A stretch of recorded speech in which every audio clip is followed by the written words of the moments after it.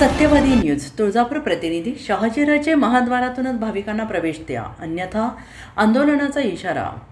महाराष्ट्राचे कुलदैवत आई तुळजाभवानी देवीच्या दर्शनासाठी येणाऱ्या लाखो भाविकांना शहाजीराजे महाद्वारातूनच मंदिरात प्रवेश देण्यात यावा या मागणीसाठी तुळजापूर शहरातील पुजारी मंडळ आणि पुजारी वर्ग आक्रमक झालेला आहे। मागणी मान्य न झाल्यास तीव्र आंदोलन छेडण्याचा इशारा देण्यात आलेला आहे। पुजारी ओंकार लक्ष्मीकांत मिसे यांनी जिल्हाधिकारी यांना दिलेल्या निवेदनात म्हटलेलं आहे की मंदिर प्रशासनाने भाविकांना बिनधारक पायऱ्यांच्या मार्गाने प्रवेश देण्याचा निर्णय घेतल्यामुळे अनेक भाविकांमध्ये नाराजी निर्माण झाली आहे। पारंपरिक आणि ऐतिहासिक महत्त्व असलेल्या शहाजीराजे महाद्वारातूनच सर्वसामान्य भाविकांना प्रवेश मिळावा अशी मागणी करण्यात आली।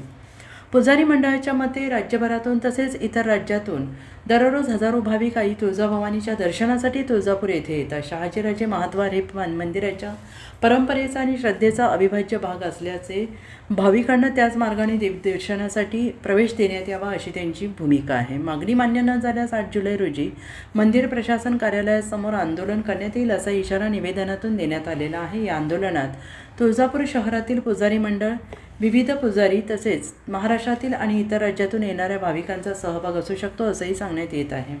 आणि या पार्श्वभूमीवर मंदिर प्रशासनाने भाविकांच्या भावना, परंपरा आणि सुरक्षा यांचा समतोल राखत योग्य निर्णय घ्यावा अशी अपेक्षा व्यक्त केली जाते आहे।